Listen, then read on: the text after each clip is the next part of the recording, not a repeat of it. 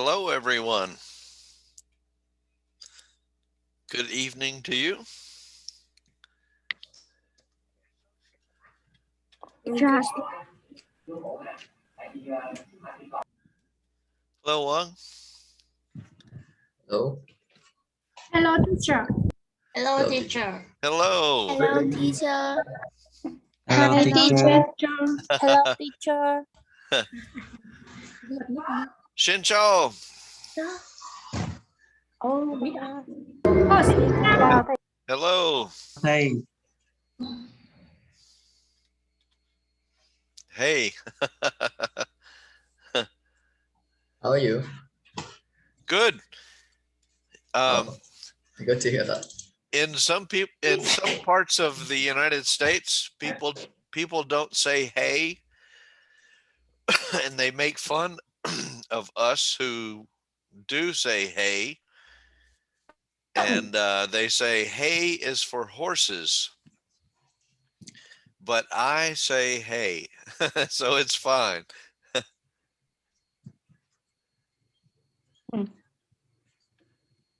There's H-E-Y as in hey, as in hello, and then there's Oh, H-A-Y, which is what you feed horses. But there are many varieties of English in the United States. So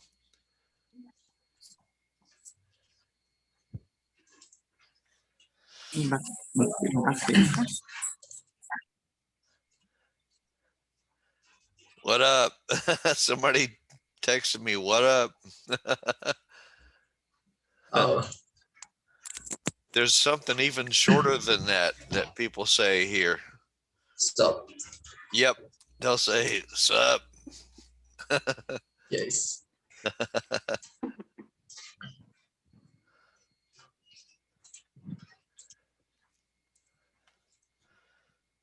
I am going to put in chat a link to a document that I want you to have.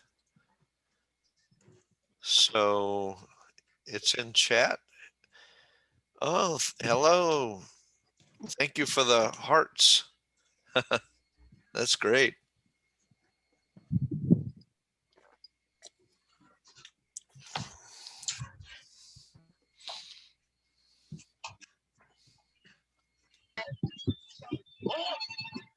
If you want to download the document that I just put in chat, I put the link in chat. That's what we're going to be using today. Got it.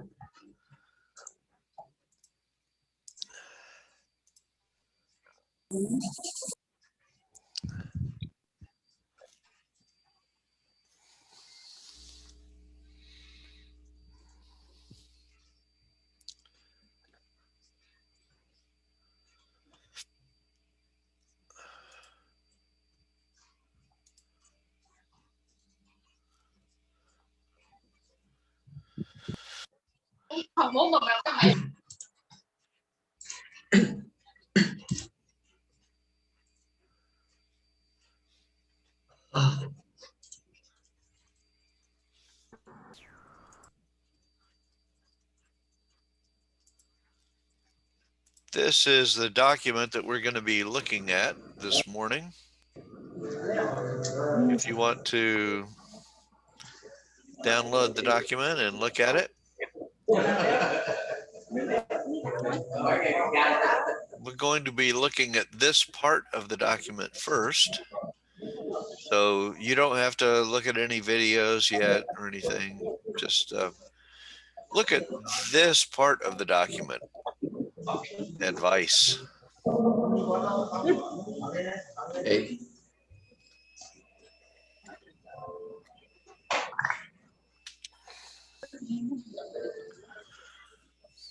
I've got my coffee because it is morning in Atlanta. Morning. It's morning? The sun is Wow. coming up in Atlanta. good morning. Oh, God. Thank you. Good evening to you. I guess the moon is coming up in Hue. Yes, this is. Yeah. It's raining now. Oh, it's It's raining. Ah, okay. Yeah. Interesting. I love rain. I love a rainy day. It's a good day to read a book.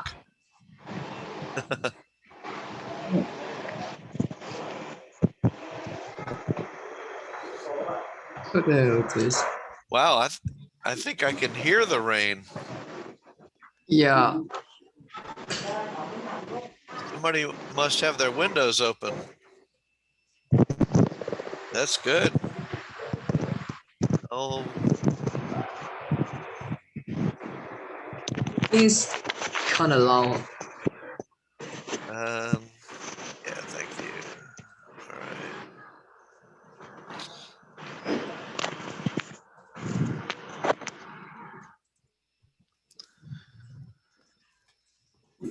Hello, all of my friends in Vietnam. Greetings from Atlanta, Georgia, United States, where the sun is Hello. coming up. Yeah. Hello. Hello. Hello.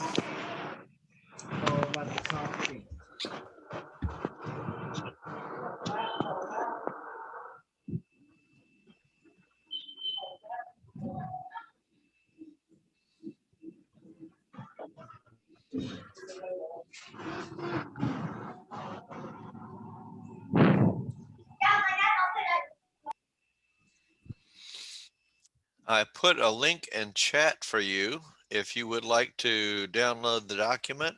That's what we're going to be talking about today. And we're going to begin with the section on advice.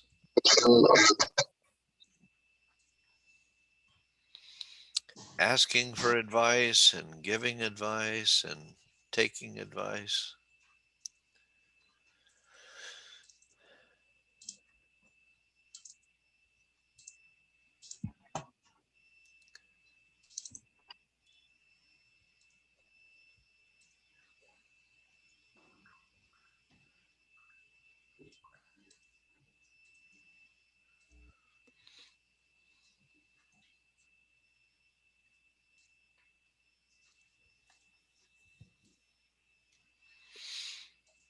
Section.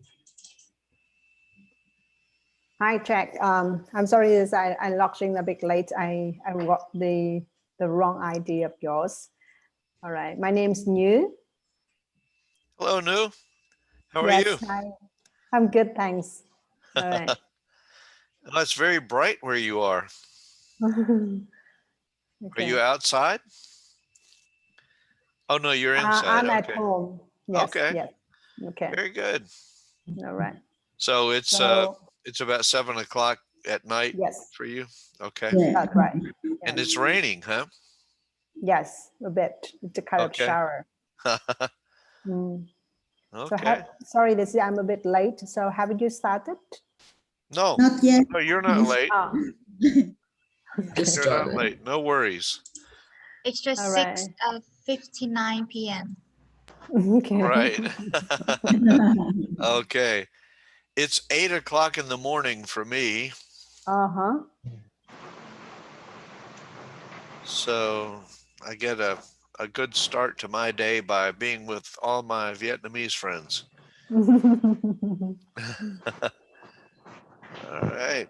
Okay. Well, it is 8 o'clock now for me, and it's 7 o'clock for you. It's morning for me, and it's evening for you. We are going to talk today about. We have. Let me see how many people we have in this class. Hold on a minute. We have 300 people in class. Okay, that's a very Well, then. large class. A lot of people. 300 people. Okay, so today we're going to talk about the speaking lessons that we're going to have. Today we have 300 people in class, but in the classes that you're going to be coming to, they're going to be smaller, beginning tomorrow and going through April and the middle of May. So what I'm going to talk about today is I'm going to talk about what I would like to do with you in those classes, in those smaller classes. And what I'm going to actually offer to you is a chance to speak English in class. And then I will help you with speaking English. Of course, that's my job, and I love it. I love my job. So the main topic of the classes that you're going to be in the coming weeks is about advice, giving advice, asking for advice, taking advice, and making presentations. So what I'm going to do is I'm going to get you ready for those classes. And when you come to a class, we're going to be learning about speaking English, not writing, but speaking. And I'm going to have to first look and see if everyone, if you're not talking, would you please mute? And I'm going to go, let's see. What I'm going to do is I'm going to stop. Okay. I'm hearing a lot of noise from someone. So what I'm going to do. Okay. Okay. Thank you. I think, well, no. Oh, he's coming back. He's coming back. Okay. All right.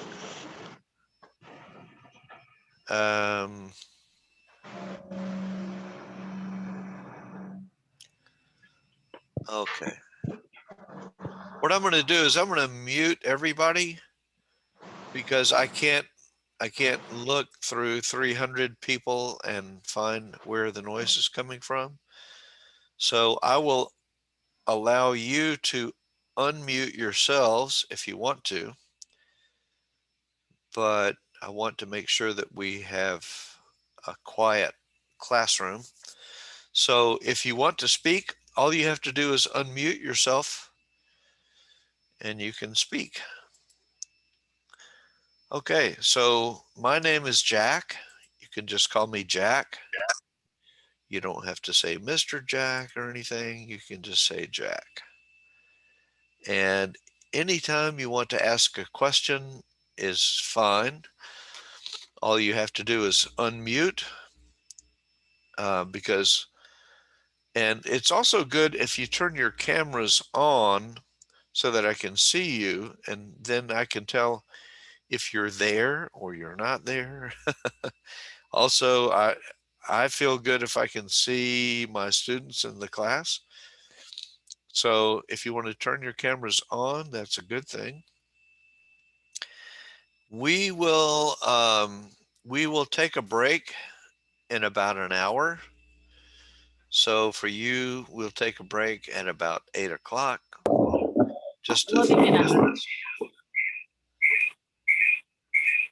Okay. Quan, do you have a question? No. Okay. Okay. Sorry, Jack. Can I double check if you Yes. have record the attendance of the students? Yes, I will be recording the meeting and I will have a report of who is attending. Okay, thank you. That's Yes. good. All right. I always can send that at the end of the meeting. Thank you, Jack. And can I have one more word? I mean, kind of some words to the students. So I just see that some of you haven't changed your ID yet, so it is very hard for your teacher to recognize your attendance, your name, okay, when they check your attendance. So I highly recommend students, please change your name according to your group number, your order, and your group number and your name. Okay, thank you, Jack. It's over to you. Yes. And if you need to know, I think everybody knows how to do that, but just in case, what you do is you go to the participants icon, you click the participants icon, and then you find your name in the participants panel, and you roll over your name and you click more, and then you find rename. You click rename and you change your name to the name and number that your professors want you to be recognized by. So you want to be sure that your professors know that you are in class, and that's why we ask you to make sure that your name is a name that your professors will recognize, and the number. What do you call that number, Nu?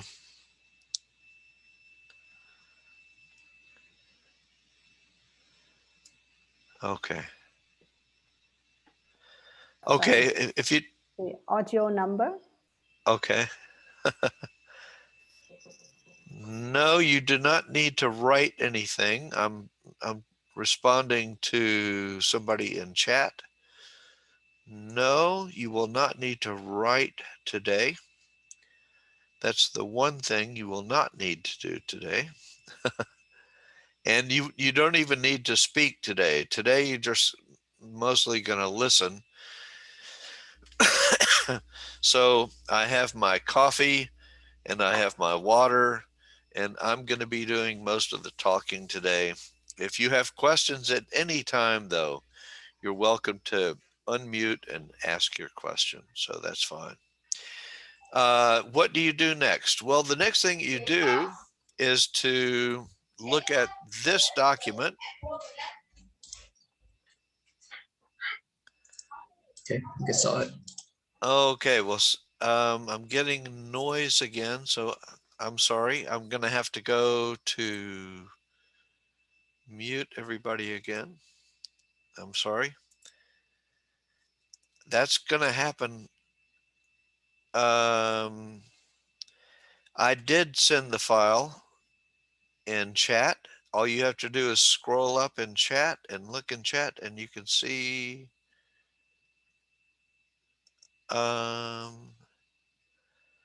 yes, whatever you need to do. I'm going to record this lesson today, so no problem. I will post it.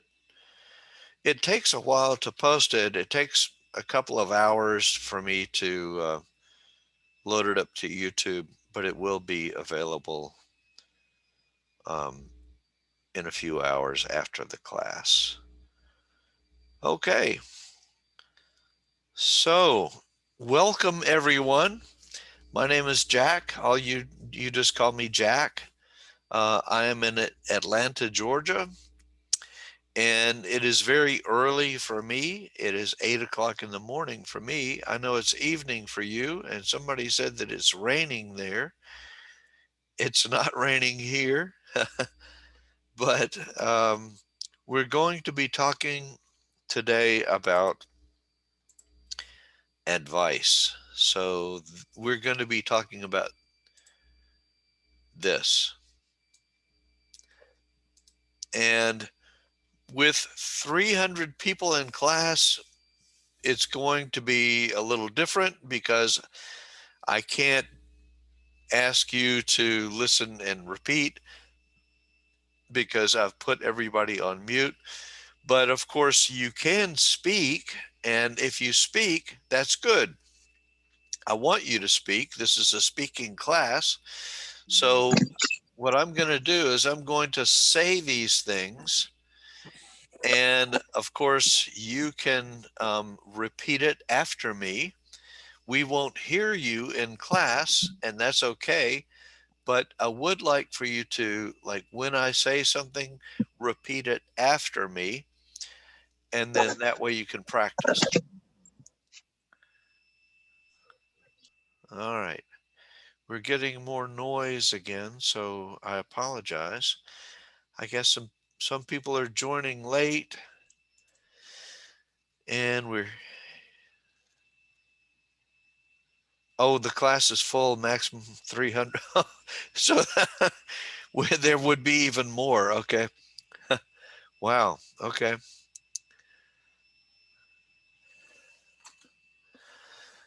All right. I'm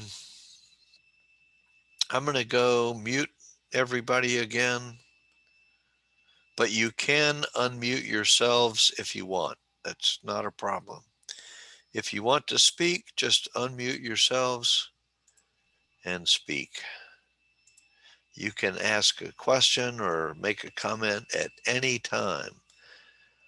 Okay, so what I'm going to do is I'm going to talk about advice. And this is the vocabulary that we're going to use when we're talking about advice. And we have some nouns about advice.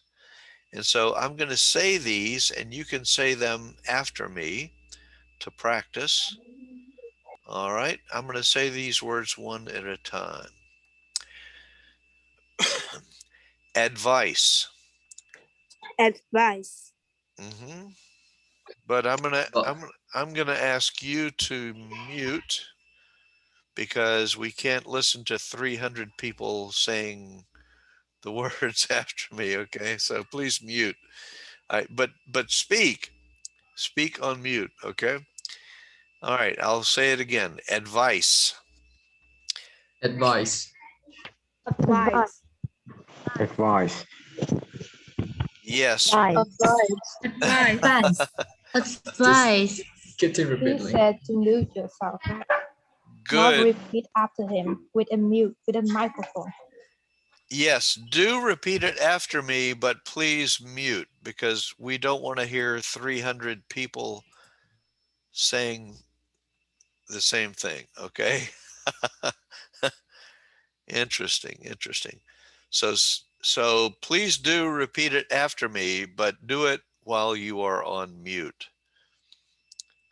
Okay, I'll try it again.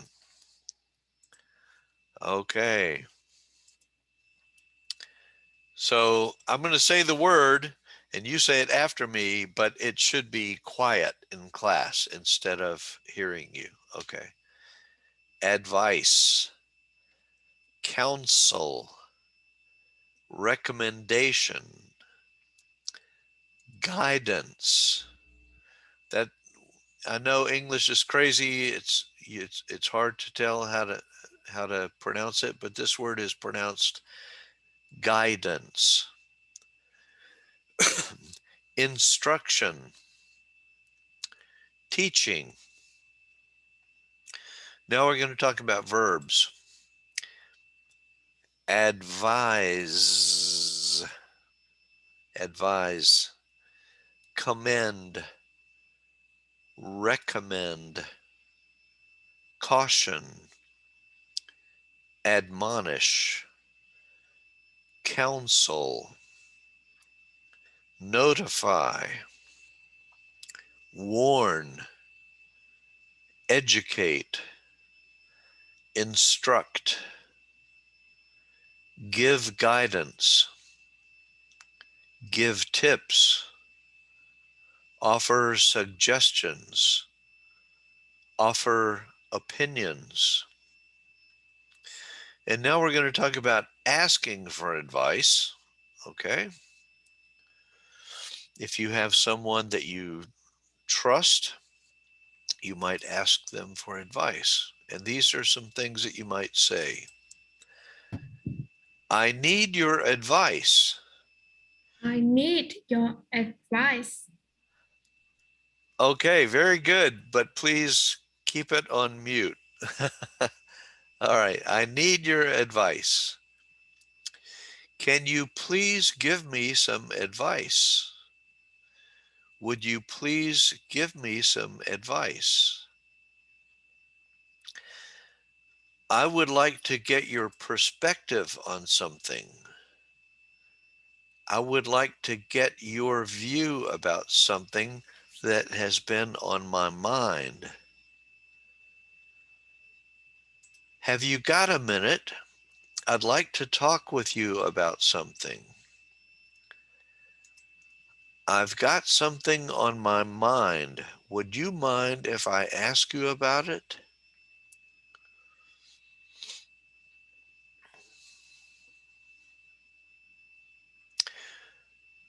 You've got a lot of experience with this topic. Mind if I ask you about it? Now, this apostrophe at the beginning of a sentence is called ellipsis. It means that something is missing. And what is missing is, do you mind if I ask you about it? But this is the way English is spoken. So we would just say, mind if I ask you about it? I'm going through something that I know you have been through before. Can I get your perspective on it? What should I do? What do you think I should do? Should I go or should I stay? What am I gonna do? Gonna is spoken English. You don't want to write this word in an essay, but it means going to. But what we say is gonna. What am I gonna do? What'll I do? This means what will I do, but we'll say what'll I do in spoken English. What'll I do? That's also the name of a song in English. Okay. What would you do? What would you do if you were me? What would you do if you were in my place? Or what would you do if you were in my shoes?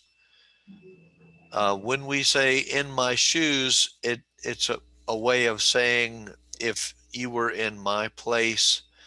Um, and one of the things we say about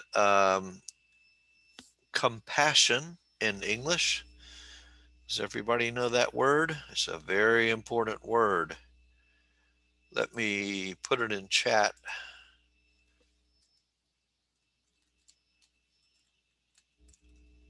Whoops. This word compassion. Compassion means thinking about how the other person feels and being sympathetic. So compassion is another word, another way of talking about being nice, being considerate of other people. So if you want it, another way in English to talk about compassion is to say, walk a mile in his shoes, meaning think All about around how you. he feels. How you feel? In his shoes. Yeah. it's it's Interesting. yes, it is. It's kind of an interesting way to talk about somebody, but it's a way of talking about compassion, thinking about how the other person feels. Walk a mile in his shoes before you criticize him, for example. Okay. Another way to ask for advice is to say, I'd like to talk with you about something. Something has been bothering me. Something is bothering me. Something has been bugging me. Bugging Oh, is Something the is same triggering thing me. as bothering me. Okay? Something has been on my mind. In other words, you're worrying about something. Okay, now we're going to talk about giving advice.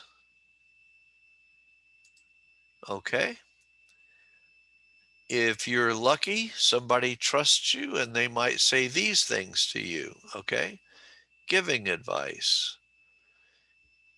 Okay. You can, if somebody talks about what they're thinking about doing, you could say yes, yeah,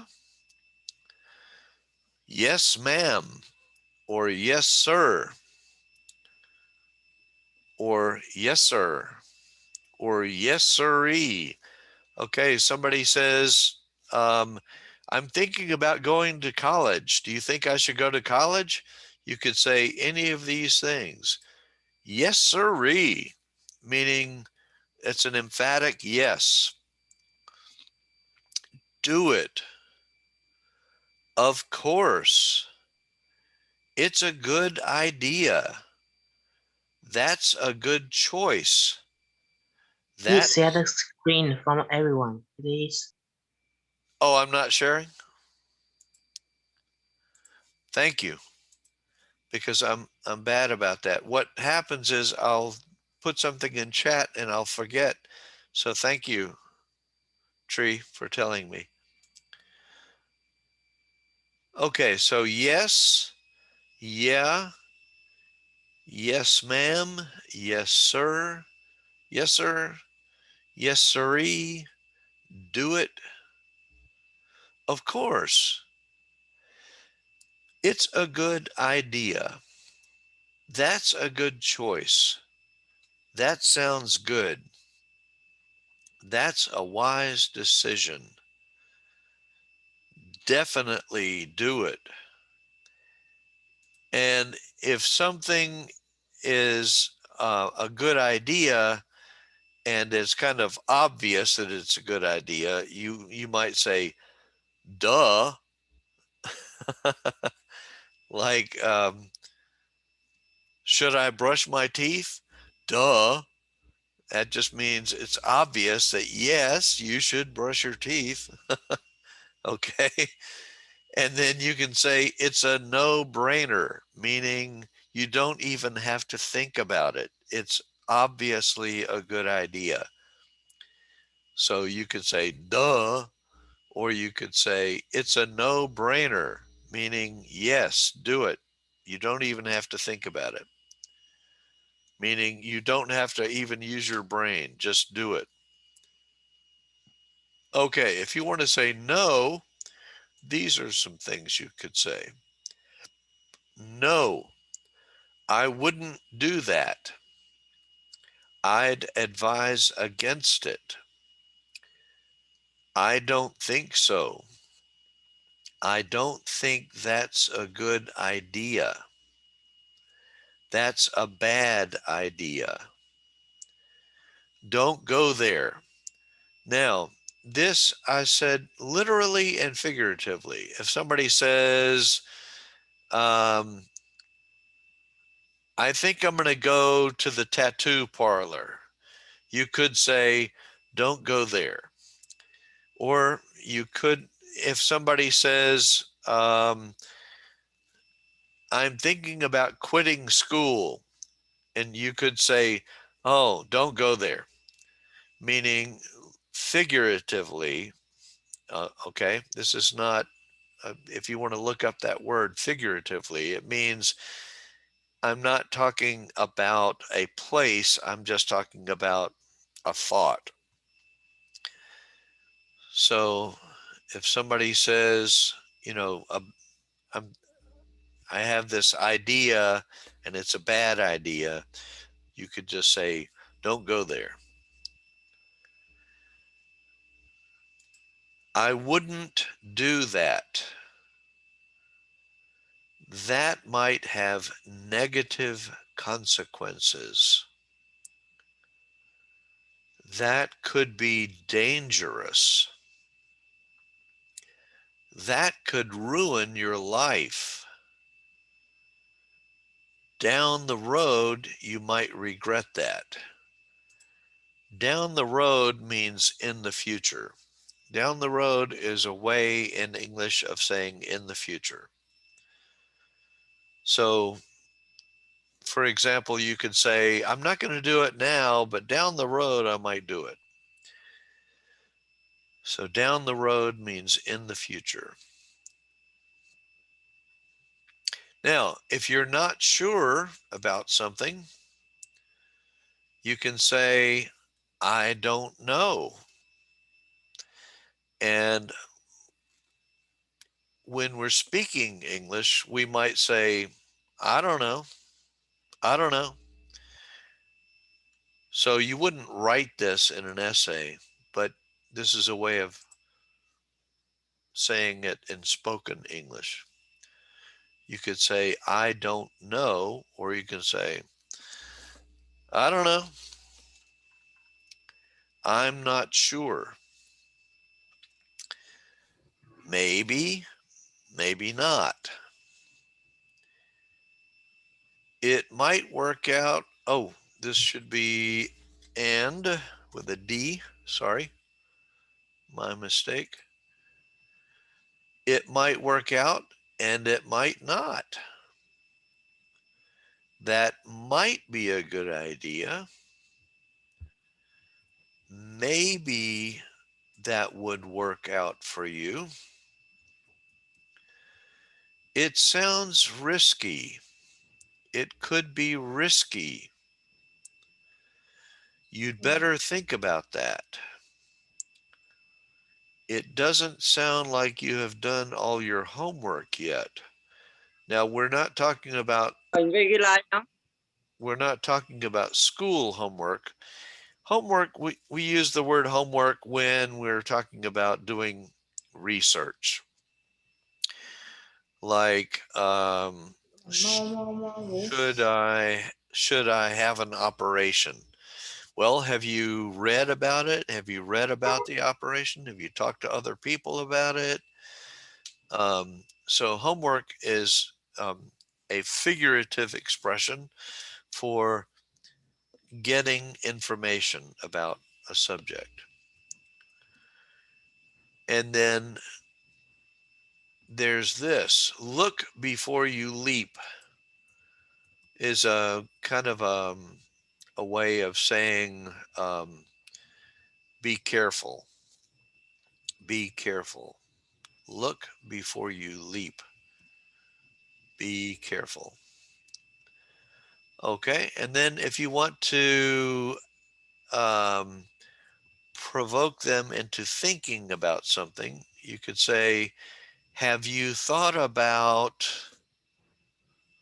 okay, if somebody says, I'm thinking about quitting school.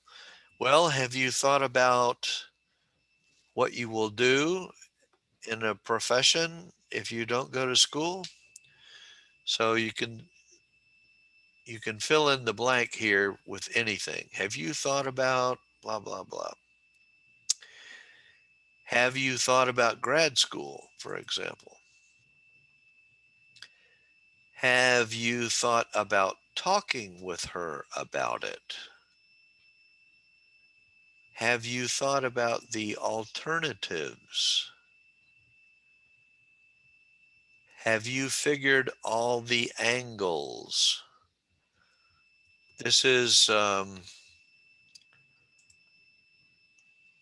when you talk about angles, you're talking about perspective or getting different views about something. Have you considered all of the possibilities? Have you thought this through? Meaning, have you thought about it thoroughly? But you can say, have you thought this through? What about the alternatives? Okay, so those are some things you can say when you are asking for advice and giving advice. All right, so you can have these, and if does anyone have questions about these things? Anybody have a question or questions or comments? Excuse me. Mhm. Yes. How can I pronunciation of a slang or a synonym is a proper way? I didn't understand your question. You can use chat also. What was your question again? Toy?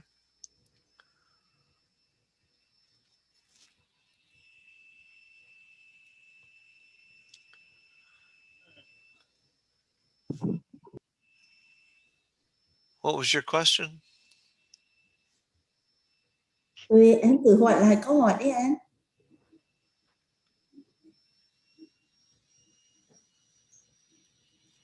How can I pronounce slang like I don't know or ST in proper way? Okay. I don't understand ST, but I don't know is just a way of saying I don't know um, without much effort. But it's ST. I'm not sure what ST means. Something he means. Sorry. Did I write ST? ST stand for something. Oh, something. Okay. Yeah, I didn't understand ST something. Um okay. I don't know is I don't know just said very quickly, but you will see this written in English novels, for example. This is the way people talk. They don't write this way formally, but you would just say, I don't know. And that's called a flap in English. When you use your tongue against your alveolar ridge and it just goes, I don't know. I don't know. I don't know. I don't know. And then we shrug our shoulders and we put up our hands like this um, and say, I don't know. Okay, good question. Thank you. Anybody else have a question?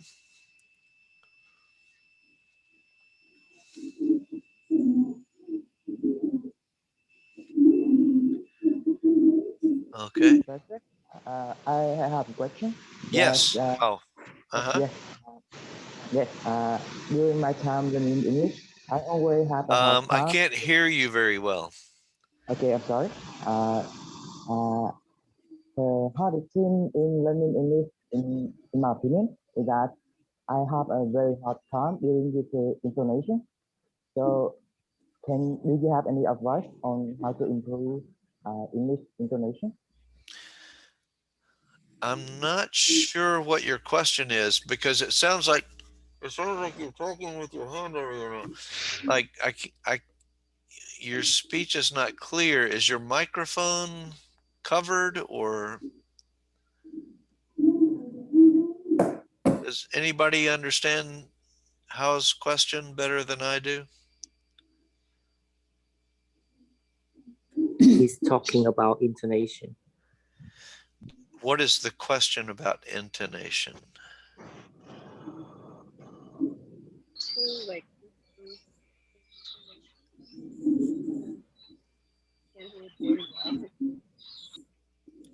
How I understand that you're asking about intonation, but I don't understand what your question is about intonation.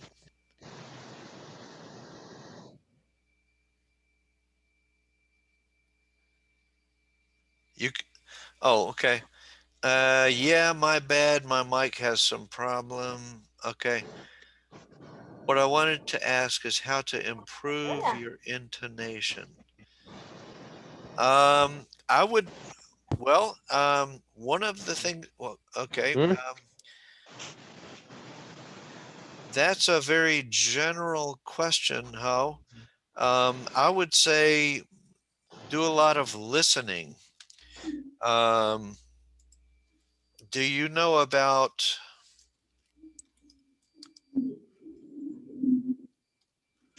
about TED Talks?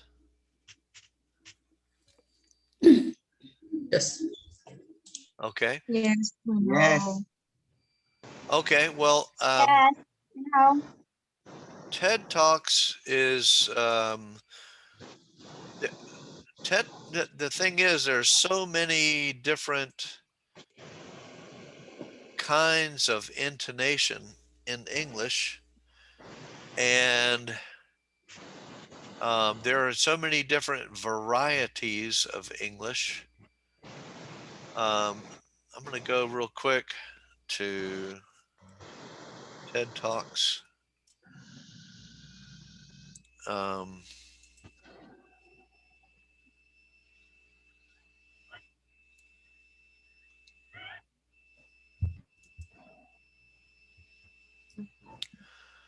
Let me go see if I can share this.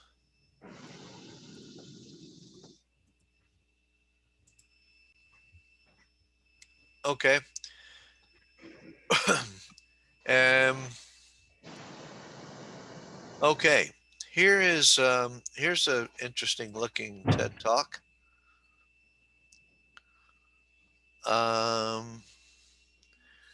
This is a lady talking about I am not your Asian stereotype. That looks like it would be interesting. Okay. Try not to write on the whiteboard. My name is You can- Canwin, and I play both the piano and the violin. I aspire to someday be a doctor, and my favorite subject. Okay, so if you want to listen to how people talk, you can go to TED Talks. You can turn on the closed captions where it says CC, and then you can see what they are saying. Subject So is you can calculus. read what they're My saying. mom and dad are type. If they're talking too fast or too slow for you, you can click on settings and change the speed to slower or faster. So I would just say try to listen to the way people talk. And if you like the way they talk, you can maybe imitate the way that they talk. And TED Talks is a good place to go if you want to listen to a wide variety of English varieties. Okay.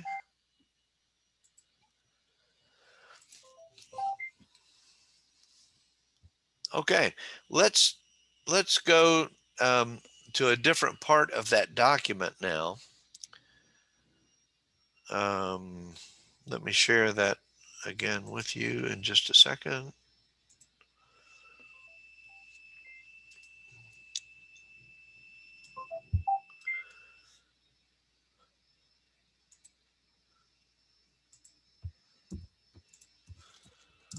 Okay, so this is the document that I sent you. It's a link that I put in chat at the beginning of class. Let's talk about what you're going to do in the sessions that we have for your groups. Okay, so what I'm going to ask you to do in our group meetings, like beginning tomorrow and all through April and May, when you come to my class as a group, I'm going to ask you to do two things. I'm going to ask you to volunteer if you want to speak in class. Of course, like some classes are 46 people. I can't ask all 46 people to speak in class. we just wouldn't have the time for that. So what I'm going to do is I'm going to ask for 10 volunteers. And I'm going to ask you to do two things. One, I'm going to ask 5 people to make a 2-minute presentation on your life goals. So, for example, we'll ask the first student, who wants to go first? Okay. And the student who goes first will give a 2-minute oral spoken presentation. And the topic is going to be explain your plans for reaching your goals in life. Okay, so for example, you might begin your presentation with, I want to be an interpreter and I want to interpret from English to Vietnamese. My plan is to go and get a bachelor's degree at Hue University. Then I want to study interpretation and translation in graduate school. And then I want to get some experience as a volunteer. I might volunteer at the local hospital. Just talk to me about how you want to reach your goals in life. And then you might also talk about, I want to go to the United States, or I want to go to Australia, I want to go to England, and I want to work in England for a year or something. And then I also want to have a family. I want to have children, things like that. So I'm gonna ask for 5 volunteers to talk about your life goals. Okay. And after you make your presentation, I'll give you some feedback. I'll say, well, you did this very well. Maybe you should use this word instead of that word, or maybe you should pronounce this word differently. I will give my feedback to you about what you did. And then the students who are listening can also ask questions. And then we continue until all 5 students have made their presentation. I will give feedback, and we will have a discussion about all of that work. And then you may all ask questions. Okay, so that's volunteers 1 through 5. So if we have 46 students in a class and 5 volunteer to give a 2-minute presentation, I will get out my phone and time you. Okay. And I would like for you to talk for 2 minutes. After we do those 5 presentations, I would like to do a presentation. I would like to get 5 volunteers to make a presentation, a 3-minute presentation on a topic, any topic you choose. I just want it to be something that is important to you. Okay, I'm sorry. I'm going to have to go. Okay, somebody somebody is asking me a question in chat. How to raise your voice in a question and how to improve ending sound. Okay. Okay. Okay. So I think you're asking about asking a question. Um, you could say, if you're in class with me, you could say, "Excuse me, Jack, I have a question." So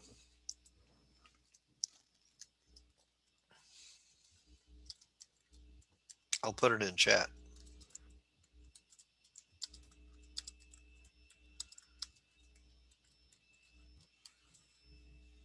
Okay. So this is kind of standard English in a class where you have a question. You can say, "Excuse me, Jack, I have a question." So I just put that in chat. "Excuse me, Jack, I have a question." So I hope that answers your question. And you can do that at any time in my class. All you have to say is, "Excuse me, Jack, I have a question." Okay. And by the way, we always say a question, not question, but a question. I have a question. Okay. And you can do that with anybody. You can say, you don't even have to say their name. You can just say, "Excuse me, I have a question." And a lot of times in English, if you are um, together with someone, you could raise your finger and say, "Excuse me, I have a question." Okay. So you don't have to say their name. You can just say, "Excuse me, I have a question." Okay. And that's going to happen often.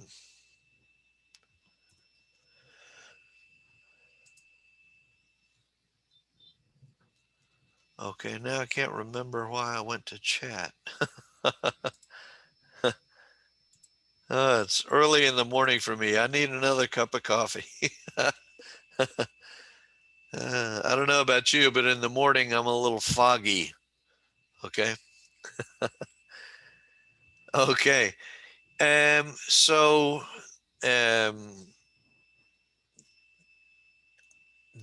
I'm going to ask 5 other volunteers, 5 different people, to give me a 3-minute presentation on any topic you choose. Okay. But I want it to be important to you. And you can talk about why it's important to you. You can talk about anything you want. Okay. It could be the environment. It could be um, it could be music that you like. It could be a color that you like. It could be an artist that you like. It could be um, a, a country or a policy or a politician, or it could be food. It could be anything that is important to you. But I do want you to talk about something that is truly important to you. Even if it's not important to the rest of us, I want it to be important to you. Okay. So, student number 6 will talk for 3 minutes, and I will time you, and then I will give you some feedback. And then those students who were listening may also ask questions. And we will do that until all 5 students, 6 through 10, have given their 3-minute presentation. Then I will lead a discussion about those 5 students' presentations, and you can ask questions. And questions are good. I like it when you ask questions. Okay, so let's talk about what you're going to do in those small group sessions. We're going to need 5 volunteers to give a 2-minute presentation and 5 other different volunteers to give a 3-minute presentation. So that'll be a total of 10 students that we need to volunteer. And you can coordinate this among yourselves and with your Vietnamese professors. Okay, so if we have a class of 46 people, obviously not all 46 people can give presentations, but 10 people can give presentations and everybody can listen and ask questions. Okay, so and this is a testing method that I use when I teach college. I taught college here in Atlanta, and I taught a speaking, listening, and pronunciation class. And my first year students had to give a 2-minute presentation, and my third year students had to give a 3-minute presentation. So this is kind of a good testing method. I'm not going to test you, and I'm not going to give you grades. I'm just going to give you the opportunity to pretend that it is a test, because you do have tests in Hue, and you will have to speak. So I'm going to give you an opportunity to practice.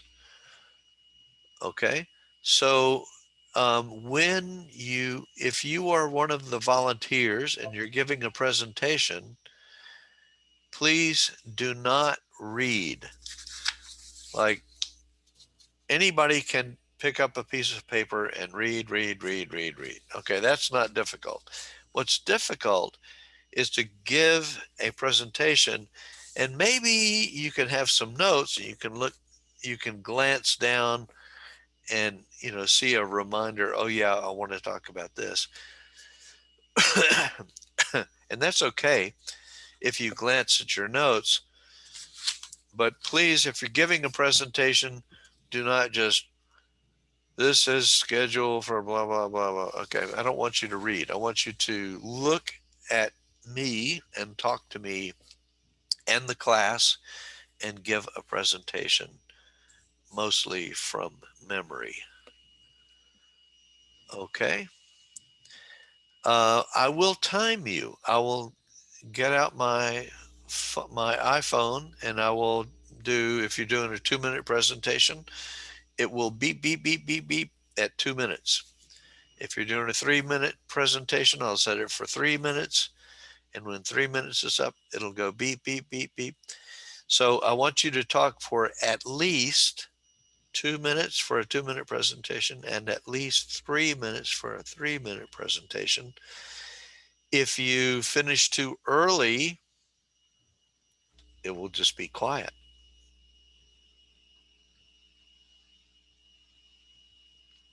And if you say, well, I'm finished, I'll say, well, no, it's not 2 minutes, or it's not 3 minutes. Okay. So I want you to talk for 2 full minutes or more. And if a 3-minute presentation, talk for 3 minutes or more. Okay. It's okay to talk more, just don't talk less. So for both presentations, you should practice, and time yourself. Okay? Because it's not easy to talk for 3 minutes about something. So you need to practice. Okay? In the 2-minute presentations, you might talk about your plans for education, for entering a profession, and other goals like travel or fulfilling your dreams. And you can conclude by offering some advice about the way we can reach our goals. So you could say, something like, so if you want to be an interpreter, you could also go to college and grad school and volunteer, at a hospital or something. Anyway, you can conclude by giving some advice. In the 3-minute presentation, choose any topic you want, as long as it's important to you. Okay? Tell us why you think it's important and help us to see why we should also think that it's important, and conclude by giving us some advice about your topic. Okay? You could, if you're talking about the environment, you could conclude by saying, so if you recycle, uh, or ride a bike instead of driving a car, things like that. Okay, so this is a way for you to kind of test your English. All right, it's not really a test. I'm not going to give you any grades. I'll give you feedback, but make the most of it. Use your best English. Use some interesting vocabulary. Take some risks, because this is a chance for you to kind of say, hey, Jack, am I saying this the right way? And I will give you feedback, but I will always be nice to you and I will always be supportive, because this is my job, is to help you improve your English. And I am always very willing to help you improve your English. Okay, so I'm not going to give you grades, but I will give you help. So if you want to take some chances and try out something, kind of like, am I saying this right? I will definitely let you know. Um, you know, there's um, there's a few different levels of fluency in English. Okay, number one, can I understand you? Okay, if I can't understand you, I will let you know, I'm sorry, I didn't understand that. Okay, so we might have to work on under kind of intelligibility. Did I understand you? Okay. If you speak with an accent, that's okay. Um, you're never going to be a native speaker of English, so it's okay. There are many, many, many people in the United States who speak with an accent of some kind. I have an accent, okay? And some people in the United States will say, well, Jack, you have a Southern accent. I'll say, yes, I know, and it's okay. Um, um, okay, so if, the main thing is, can I understand you? If I can understand you, that's great. Now, if I have some recommendations about saying something in a different way, then I will talk to you about that. I might say, well, just so that you know, in the United States, we don't use that word. We use a different word. And I will let you know about, because my variety of English is United States English. Okay. Okay. So if you are not presenting, you should be prepared to take notes and ask questions. And I hope you will do that, because in a class of 46, I want everybody to learn something during the 2 hours that we have for class. So even if you don't speak, I want you to learn and ask questions, or you can offer your comments. Um, so we only have 2 hours, so I want to make the most of those 2 hours. Okay, so it is now, let's see, it's 8 o'clock your time, 8:01. Let's take, Okay.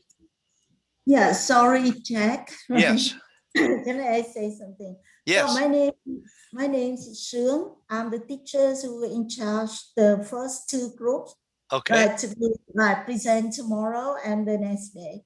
And now, sorry to say that we have the problems tonight.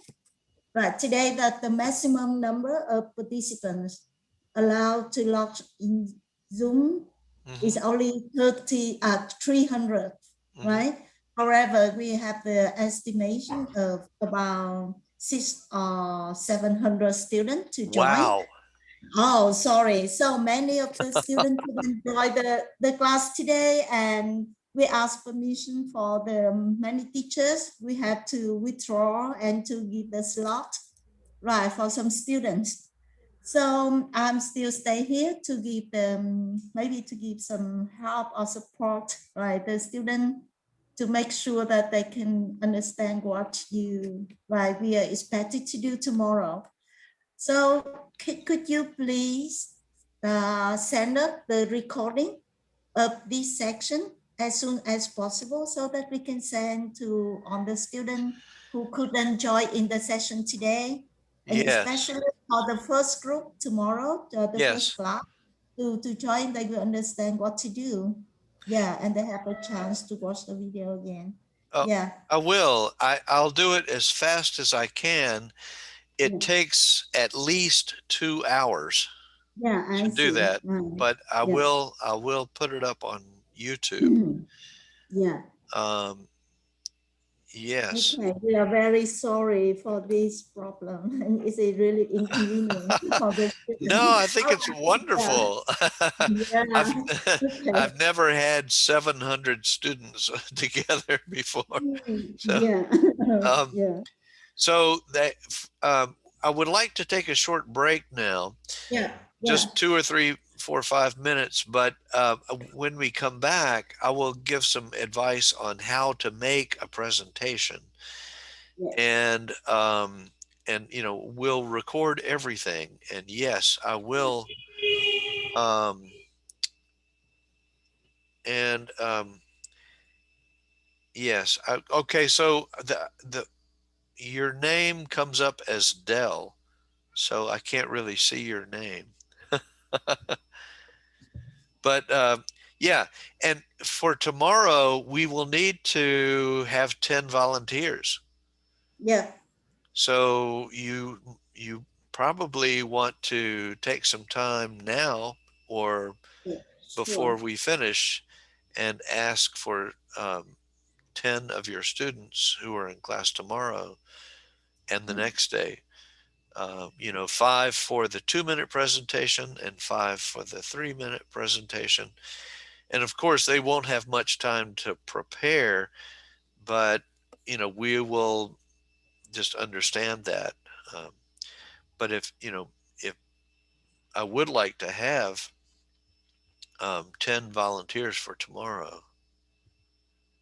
Yeah, we will arrange these things very Okay. soon, maybe during the break or after the section, because Okay. I'm not sure if all the students in my class has joined this section or not. Yeah, Okay. so maybe we can have right, I will assign, or maybe we get the volunteers later Uh-huh. after the session. Yeah. Okay. If you Yeah. like, I can leave the Zoom session Yeah. open Yeah. after we finish for a few minutes. Yeah. Okay, well, let's do this now. Let's Yeah. take a short break, everybody. Take Yeah. 2, 3, 4, 5 minutes, but no more than 5 minutes Yeah. as a break, and then we will come back. Yeah, thank you. Enjoy Okay. your coffee. Yeah, I'm gonna make some more. Yeah. Yeah. Thank you.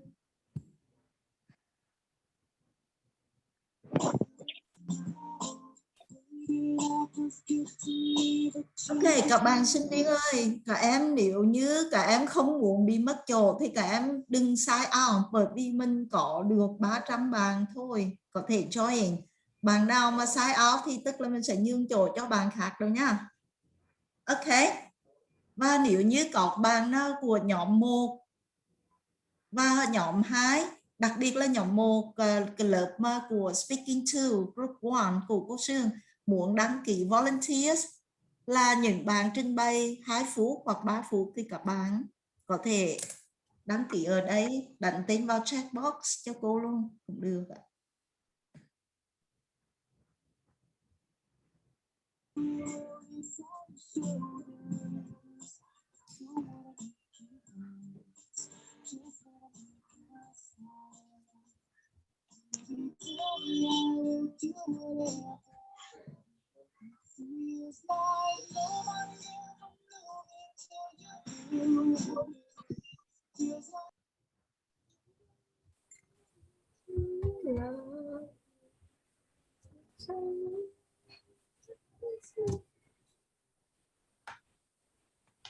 Mọi người đã có thể nghe thấy đấy.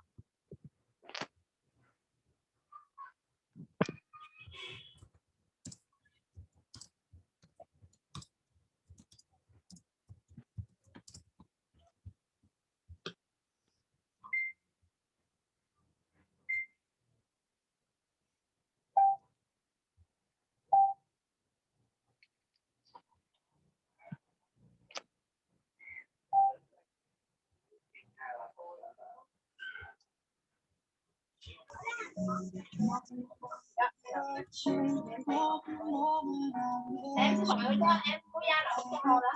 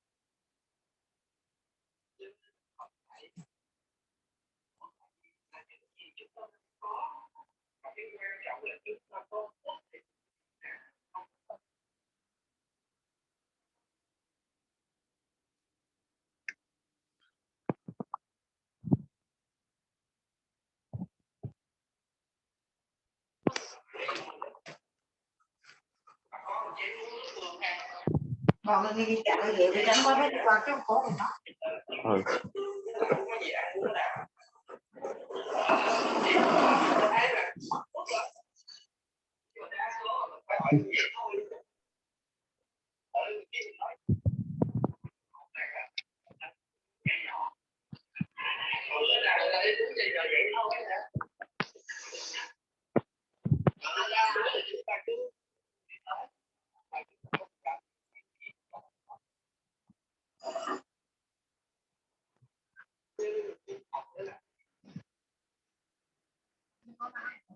Rồi.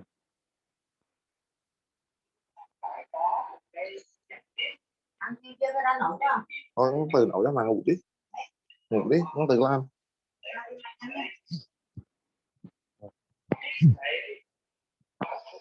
Ăn cái bồi chuối bất kỳ chỗ phải cái ngon ăn được đến.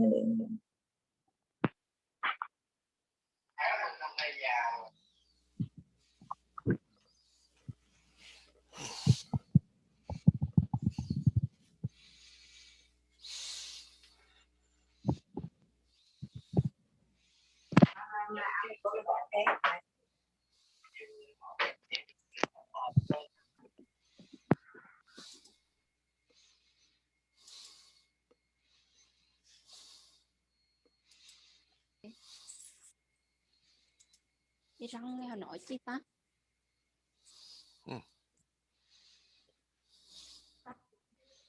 Đi răng Hà Nội chứ nữa.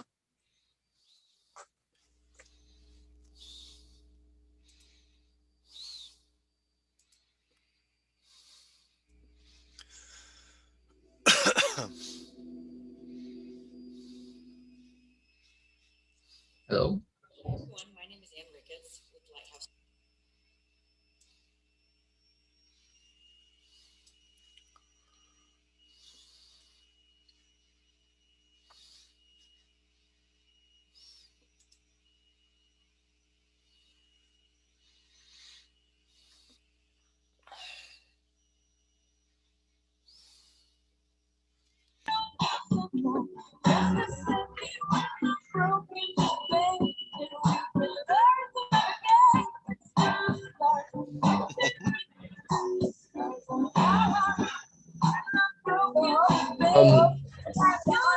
Hai bạn hơi ồn đấy bạn ơi.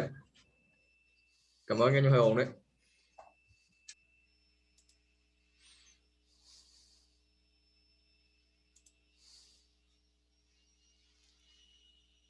Okay, everyone.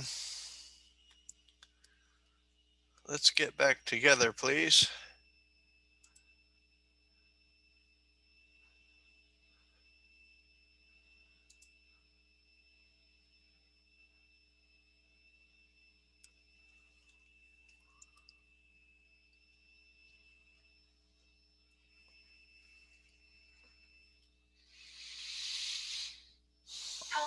When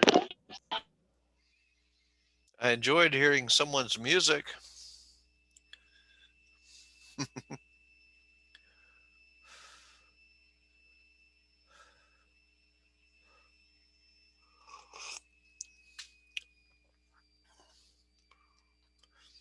Okay, everyone, if you could get back together, please.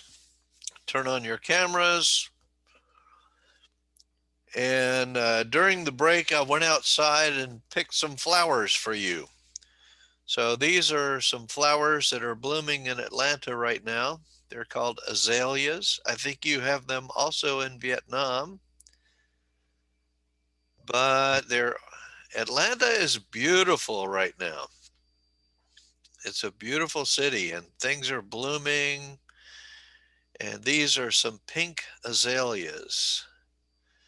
And there are hundreds of these flowers in my yard. Hundreds of them. So they're all blooming and they're very beautiful. It's springtime. And so welcome to Atlanta. It's beautiful. Yeah. Wow. Lots. There are many hundreds of these flowers in just my yard, but all over Atlanta also. Okay. So let's talk now about how to give a presentation, because that's what you're gonna do. And I have a video for you that I would like for you to see. And this lady is going to tell you the main things about giving a presentation. So it's only 2.5 minutes long video, and I'm going to share it with you. Let me go full screen.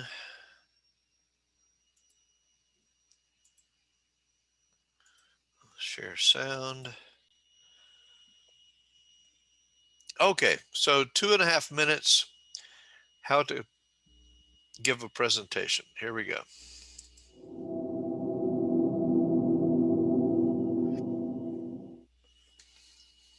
Hi everyone, my name is Ann Ricketts with Lighthouse Communications, and today we're talking about how to be on point.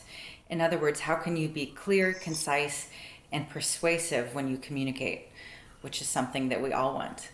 The first thing, right, may seem obvious, but it is your point, so get to it, get to your point.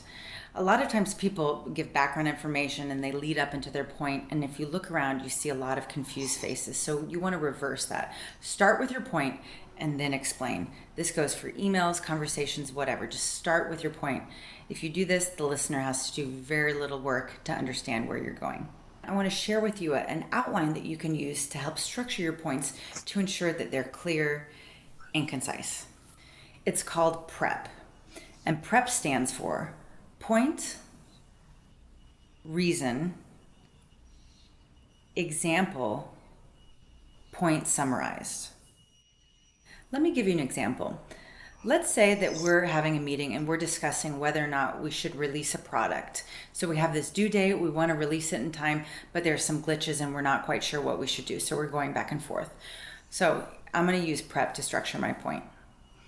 I think that we should hold off on the product release for 2 weeks because we don't want a firestorm of complaints for users. It would be bad press and we don't need that. For example, last year in May 2013, we were in a very similar situation. We felt pressure to release the product in time, but there were a few glitches, and we decided to go ahead and release it. Within 48 hours, we were inundated with complaints. We got some bad press, and I believe at that time we all agreed that it would have been in our best interest to hold off. So based on our negative experience from last year, I really think we should not repeat the same mistake. I like to compare using this PREP outline to using the Google Map app when you're on a road trip, right? You know where to start, you know where you're going, and the best part about it is you know when to stop. So again, this is Ann Ricketts with Lighthouse Communications. Thank you so much. If you like what you saw in this video and want to learn more about... Okay, so let me go back to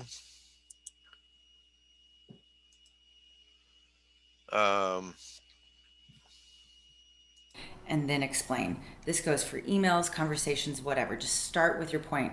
If you do this, the listener has to do very little work to understand where you're going. I want to share with you an outline that you can use to help structure your points to ensure that they're clear and concise. It's called PREP. And PREP stands for point, reason, example, point summarized.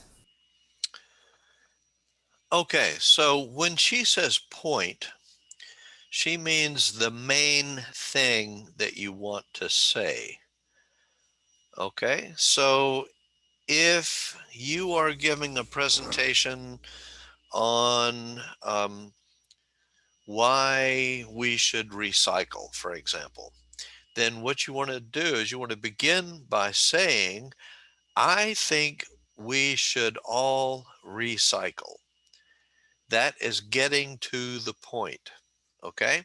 So, point meaning, like in English, if somebody's talking, and you don't really understand what they're trying to say, you would say to them, get to the point. What's your point? The point means the main thing that you want to say. Okay. So if the main thing you want to say is we should all recycle, then say that first. Okay. So what she's saying is begin with your point, then give your reason for, like, okay, you would say we should recycle because our planet is filled with junk and plastic. And then example, you could say last year 40 whales were killed by plastic straws. Okay. Um, that would be an example. You should give an example so that people can understand in the real world, in something they can relate to, something that an example is it helps you make your point. Okay. And it should have an effect on people. It should affect the way people think. And then when you finish, you have your point summarized. In other words, your point again, but short. Okay. So begin with your point and end with your point. Um, so this is a good video, and you have a link in the document that where you can go see this again if you want. So when she gave her example, that I don't care if you understand that or not. She was just doing a business example, but that was her way of illustrating PREP, PREP, point, reason, example, point summarized. Okay. So if you didn't understand everything she said, that is okay. How is my coffee? My coffee is hot, black, and strong. Thank you. I drink my coffee black. No cream, no sugar. Okay. Um, so any questions about that video? That's just um, a way of, and notice that she said, use that for communication. Okay. You can use that PREP, PREP, for speaking, but you could also use it for when you write an email or send somebody a text or write an essay. So you can use it for all different forms of communication.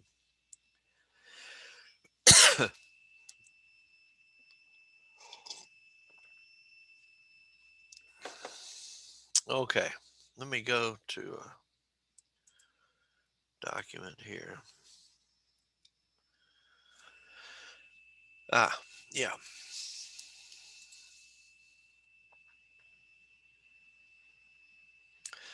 All right, now I'd like to talk to you about signposting. Let me see. Let me share this with you.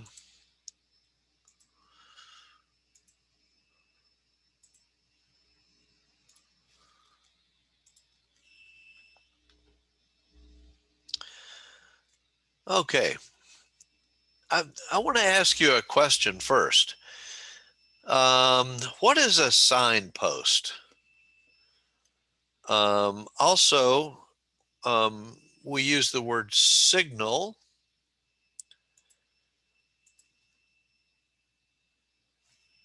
And we also use the words discourse markers.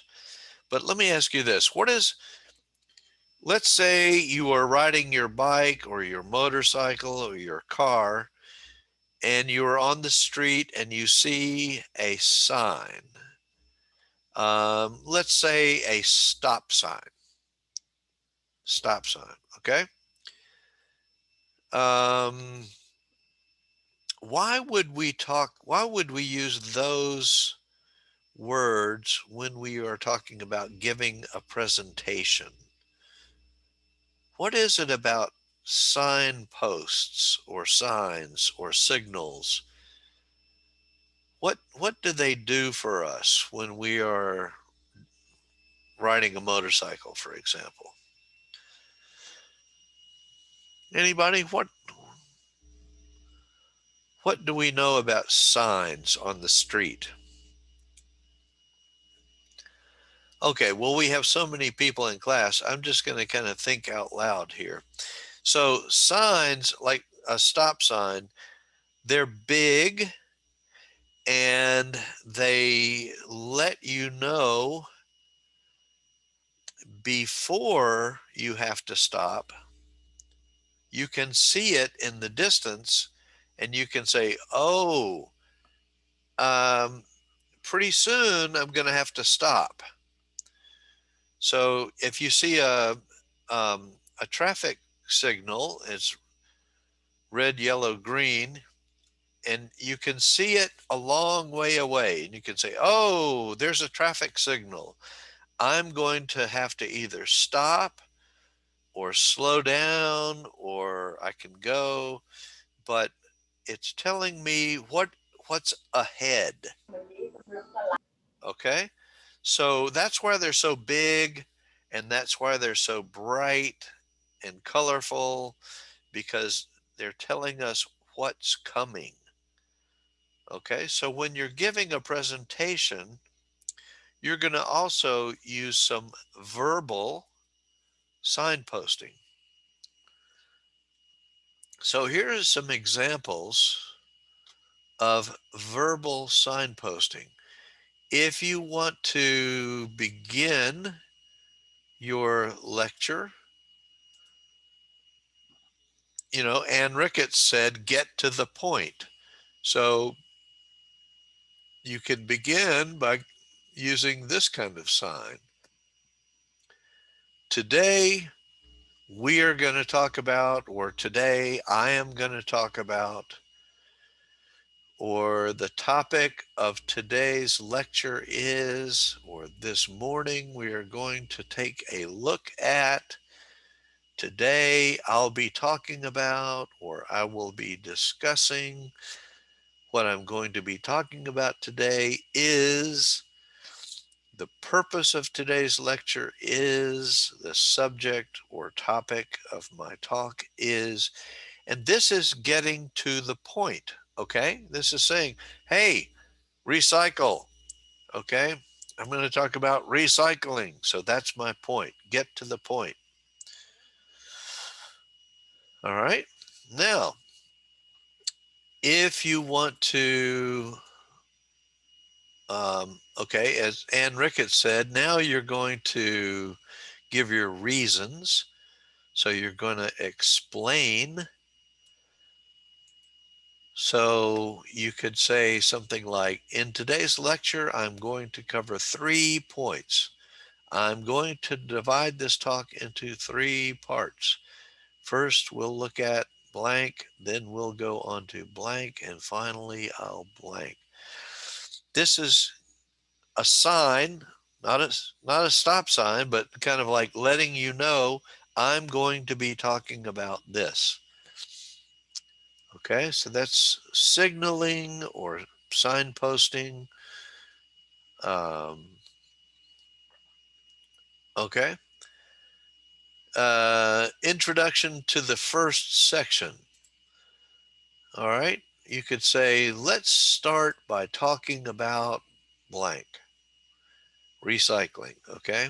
Or let's start by talking about trash or something like that, or plastic or something.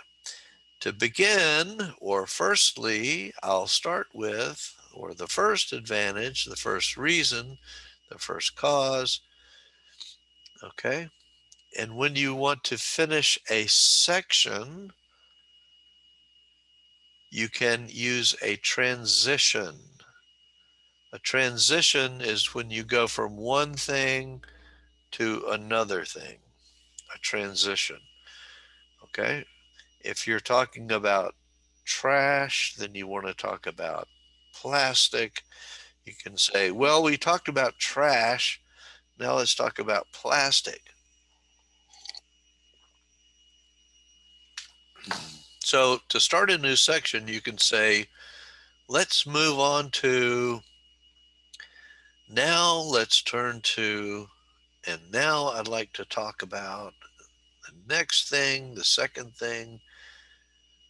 I'd like now to discuss the next issue or topic area I'd like to focus on. And then when you get ready to finish and you want to get to your conclusion, okay, to signal the end, your conclusion, to sum up.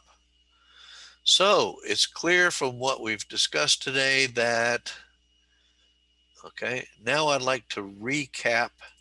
Recap means to say again, okay, or summarize. Let's summarize briefly, okay? In conclusion, okay, I don't recommend that you use that, but you could say to summarize. In summary, overall, the 3 main points are, okay, so remember that when you conclude your presentation, you want people to remember the main thing that you want them to think about. All right.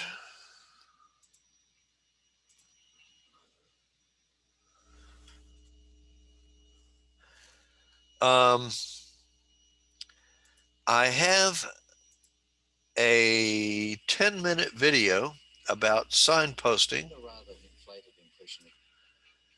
and it's worth all 10 minutes. This is in Australian English. It's okay. It's fine. I just want you to listen to what she has to say about signposting. So I'm going to share this with you. Let me go full screen. Share the sound. Okay, this is going to take about 10 minutes. Okay, here we go.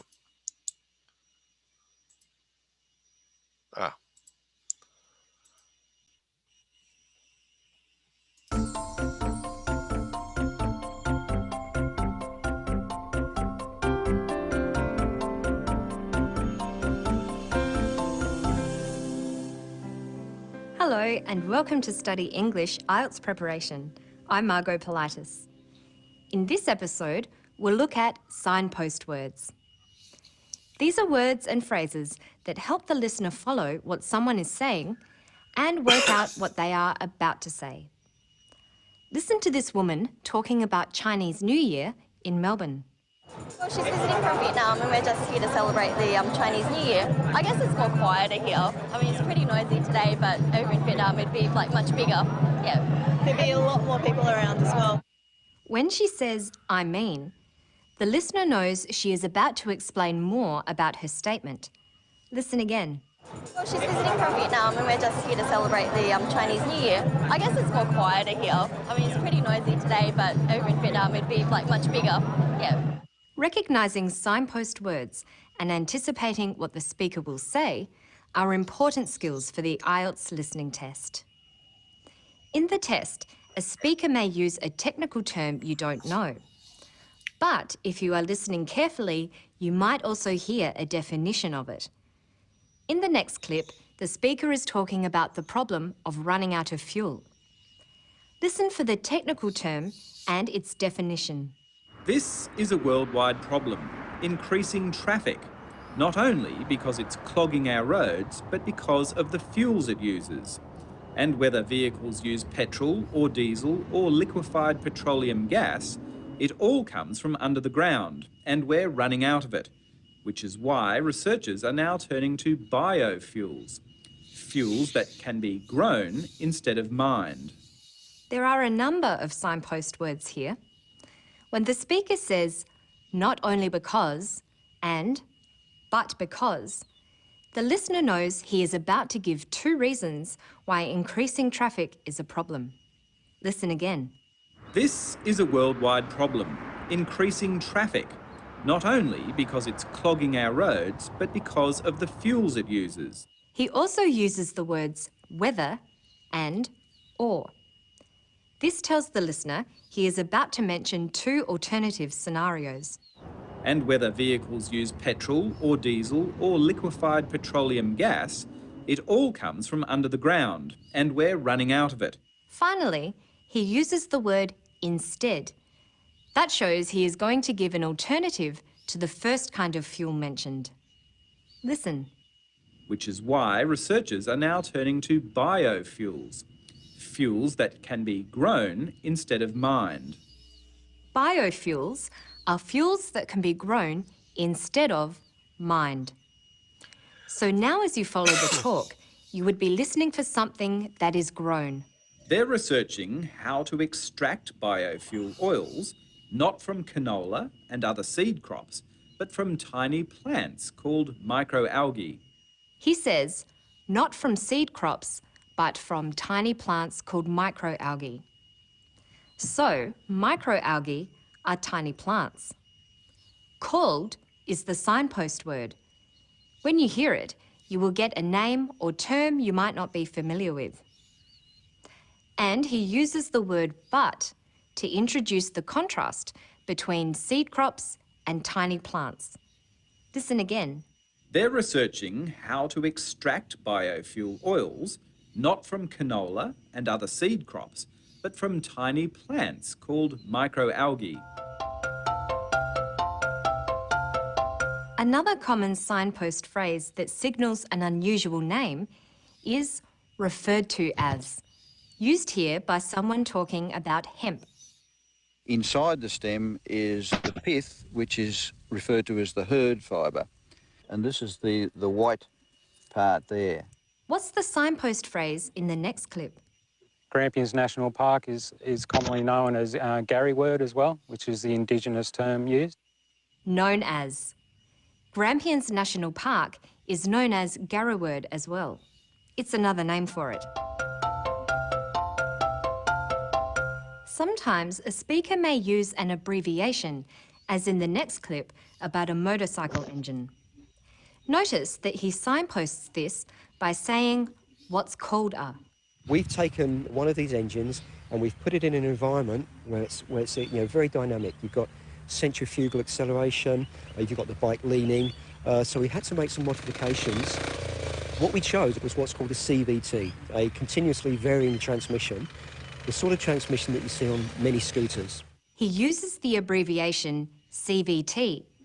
and follows with the full form of the word, a continuously varying transmission. He also provides an explanation of CVT, the sort of transmission that you see on many scooters. What we chose was what's called a CVT, a continuously varying transmission, the sort of transmission that you see on many scooters. Recognizing these signposts alerts you to the use of technical terms or abbreviations in a talk, or tells you that the speaker will follow with a definition or explanation. The next clip is of a man talking about a grand house. What words indicate a cause of something? Martindale Hall was built in 1879. It was built for a 21-year-old sheep farmer, a young man called Edmund Bowman Jr., who had a rather inflated impression of his importance in the world and decided he wanted to live a lifestyle with servants and a grand house. Unfortunately, he lost the place after a decade, about 11 years, due to a drought. Due to a drought. A drought is a severe lack of rain, which meant that he couldn't make any money. Due to means because of or as a result of. Like these phrases, it signals an explanation or a cause. What word in the next clip tells the listener the speaker is about to talk about a result or outcome? We treat it as our home and the guests treat it as their home. Therefore, it's just like a house that you live in. It responds and stays happy. Therefore. The guests treat it as their home. Therefore, it's just like a house you live in. It's not like a museum. Therefore is an important word to listen for in more formal contexts, such as lectures. It tells you that the statement you are about to hear is a result or caused by the first statement. The less formal word so can be used instead of therefore. Listen for it in this clip. Diesel engines are more fuel efficient, so you'll go much further on a tank full of diesel than you would on a tank full of petrol. We could also say you'll go further on a tank full of diesel because diesel engines are more efficient. Notice the different order. Some signpost words tell you that more is going to be added to what is first said. You can say, in addition. In addition to our TV show, Study English has a website. Or you can say, as well as. As well as a TV show, Study English has a website. Listen for another phrase like these. Not only is it a museum during the day, but when we shut, we then have house guests who come and use all the artefacts. The house is a museum and a guest house. Not only is it a museum, it is also a guest house. It's important to know when a speaker is about to give an example. Often they'll say, for example, but they can also say, for instance, like this. Being a private nature reserve, we've got all sorts of critters that live here in the wide range of habitats that we have. So, for instance, come night time, there's the possums, owls, bats. Let's listen for one more signpost word, even though. It's used in the next clip to talk about stick insects and needlebugs. Even though they live in different places and eat different things, they look very similar because they both use the same trick to survive. Even though. Even though they live in different places, they look the same. This phrase is used to show that what follows is surprising or unexpected. For instance, you could say, even though the weather was bad, we still enjoyed ourselves. That's all for now.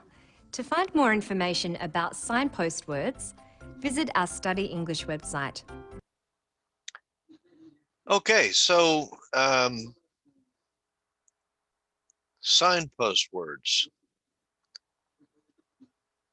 Yeah, okay, thank you, Hal. Somebody's battery died, okay. So signpost words are words that tell your listener I'm about to do something, okay, or say something. So That's why we call them signpost words. Now, when you're giving a presentation and you want to make a change from talking about one thing to talking about something different, that is called a transition. Okay.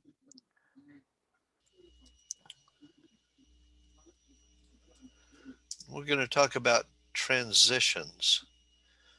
Okay. So let me see.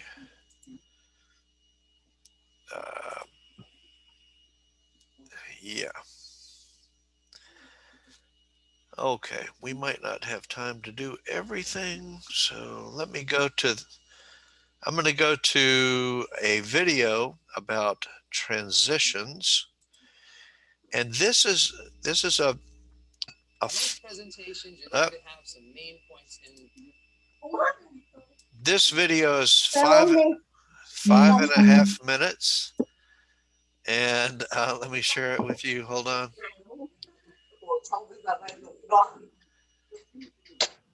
Okay, I'm gonna mute everybody so that everybody can hear the video. This is a very good video about how to make a transition.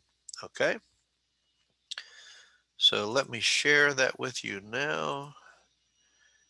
Here we go. In most presentations, you're going to have some main points in the body. It's very important that you clearly communicate what those main points are. And one of the ways to do that are great transition statements. This is a kind of a subtle skill, but we're going to unpack it.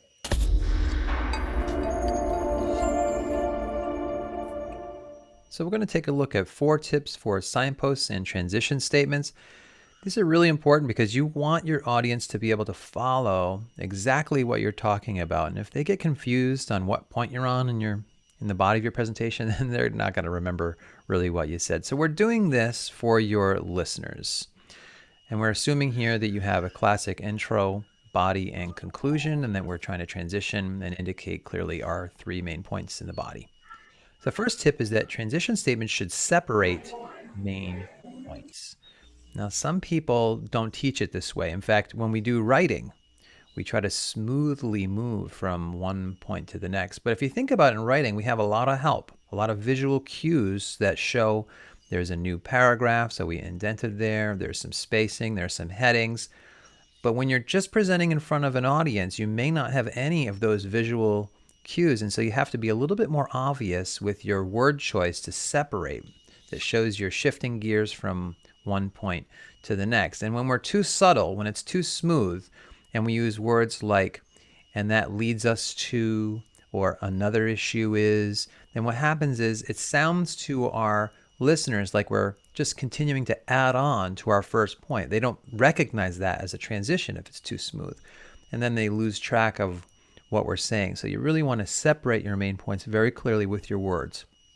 One of the best ways to do that is to signpost each main point. And that's like a street sign, like it says Route 95, and you realize what road you're riding on. That's where you literally say first, second, and third when you reach those points in your presentations. And I prefer using the numbers first, second, third. Other people say, well, can you say something a little bit more subtle, like first, next, finally? And yeah, sure, you can. I think, however, every single time I've seen people do this, even when they do it well, a certain chunk of your audience is going to hear that word finally, and they're going to take that as a signal that you are concluding your presentation. So you say finally on your third point, and then you also say in conclusion, and to some people it'll be blurry, it'll sound like you concluded twice. So I always personally say first, second, third. There's no way to mistake that. Then we're going to add our transition statements so that after we finish a main point, we transition to the next main point. And those transition statements will follow each of our main points. The classic transition is one way to go. This can sound a little stiff and a little wooden to some people, and I don't necessarily recommend it in all cases, but it is an instructive place to start to look at how a good transition should be constructed. And that is, there's a part A and a part B to the classic transition. Part A looks back at what you just said, now that we've discussed tense. And part B looks forward to what you're about to discuss. Let's talk about sleeping bags. So a little stiff sounding in the word choice, but it does the job in that it shows that you're moving on from A and you're moving toward B. I think a better way to do this is the summary transition, and this is the way I personally do it. It's a little more subtle in the language, a little smoother, and yet it still clearly does the job of separating the main points. And the idea here is you still have an A and a B, but you are recapping or summarizing what you just said in one sentence, and then you're forecasting where you're going to go next. And that's why it tends to the first key component of your camping gear. Now let's discuss another key piece of gear. So by recapping A, a little pause, and then forecasting B, it sounds a little more natural than the classic, that stiff sounding transition, but it still gets the job done. And if you have 3 main points, then you want to summarize each of those as you go. So let's say you just finished your second main point. It sounds like this. Tends to the first key component of your camping gear. A good sleeping bag is the second. Let's now discuss how you're going to carry it all. And that last part there shows that we're about to talk about, you probably guessed it, a backpack. So this is a summary transition. It's the one I recommend. The wording is not exactly the crucial thing. It's just this notion that you recap each main point before you move on to the next one, and your audiences will really appreciate that. They won't lose their place if you do it this way. So with these 4 tips, I'm pretty sure you'll be able to lead your audience along. They'll be able to follow your message. And that's really the first key. If you want them to follow you, you're much more likely to persuade them, to convince them, to help them learn whatever it is you're trying to teach them. Keep in mind that transitions and signposts, those are for your listeners. And even if they sound a little unnatural and you wouldn't talk this way in everyday conversation, you're doing it for your listeners. So I hope you get to use these tips in your very next presentation.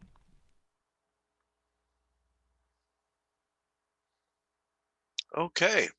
So I think, yeah, I'm sorry. I'm not sick. I'm coughing because I'm talking so much. So but I'm not sick. Um, so what I recommend is that when he says, I personally like this, yeah, I think he's right. And when he says the traditional is a bit stiff or wooden, he's talking about being very formal. And he recommends being less formal when you're talking.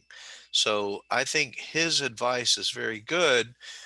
And let me just um, share with you where, let me see. Uh,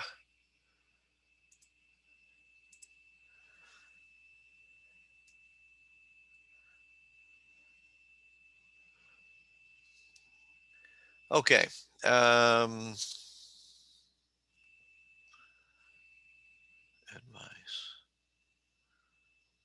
Why are you not coming up?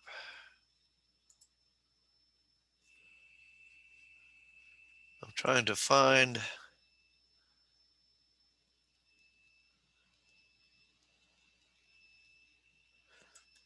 Well, so all of the links,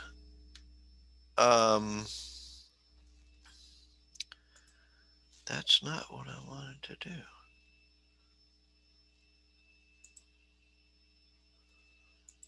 Well,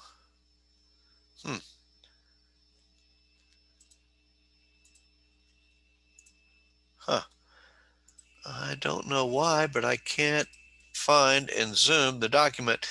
But in the document that I shared with you today, and what I can do is I guess I can share it with you again.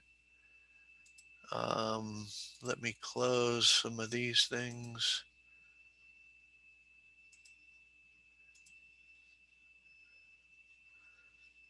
But I'll put the link in chat again.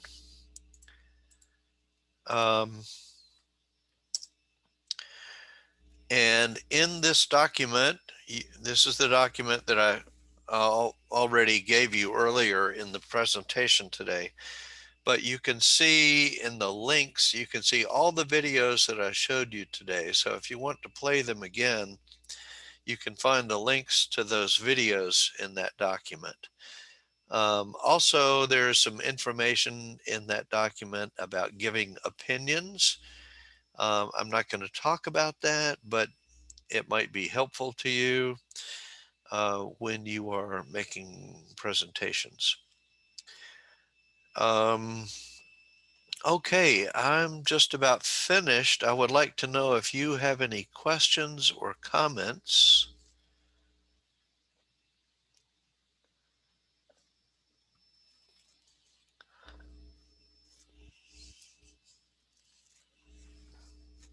I'm sorry about coughing so much.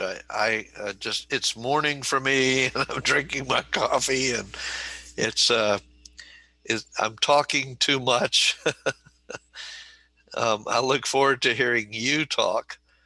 But does anybody have any questions or comments before we finish?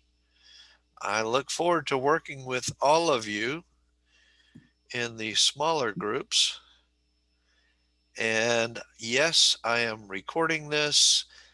And yes, I will post this on YouTube as soon as I can. And I know that English is difficult. English is crazy, but you are all very smart and you are all very hardworking and wise, and you're doing a good job of learning and speaking English. So if you're doing something difficult, you must be a good person. Okay. So any questions? Excuse me? Yes. Can you send us the document that you have used as answer? It's in chat. Yeah, look in chat and you will see the link. Oh no, it's from the last day, not today. From the day that you taught us. Yes. Well, yeah. Well, it is 9:58 a.m. where I am in Atlanta. So yes, it's night for you, but it's day for me. But if you look in chat, there is the document that I used today.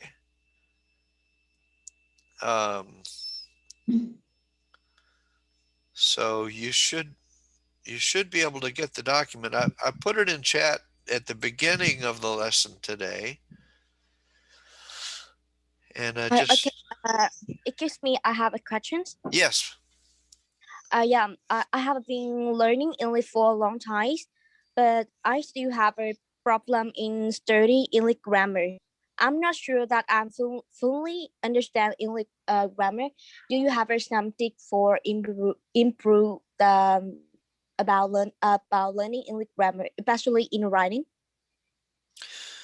Well, okay, I just finished giving about, let me see, seven lessons in writing, and I recorded all of those lessons, and they are in YouTube. So ask your professors about that, because I'm very glad to help you with English grammar. English grammar is crazy, just like spoken English is crazy, and there are lots of different opinions about grammar. But I did record, I think, 9 different lectures about grammar, and where I was evaluating students' essays. So ask your professors about that. It's on YouTube, and you will see my ugly face on YouTube, but I will be talking about essay writing and grammar. So you can go look at those lectures on YouTube. So So ask your professors about where to go to see those lectures. And thank you for your question.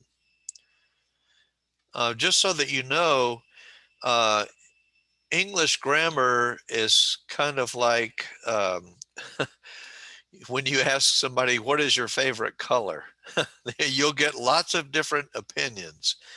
So when you're talking about grammar, you want to realize that there are many different opinions about style and grammar and varieties of English.